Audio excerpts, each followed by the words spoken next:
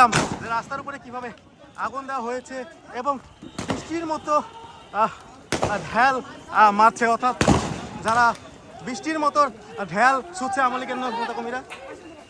এবং তারা যেটি বলছে, তারা কোথায় থেকে আসছে কেউ কিন্তু এটি বলতে পারছে না, অর্থাৎ সকলের হাতেই কোনো না কোনো ঢেল রয়েছে। আমরা কিন্তু আপনাদেরকে সেটি দেখাচ্ছিলাম।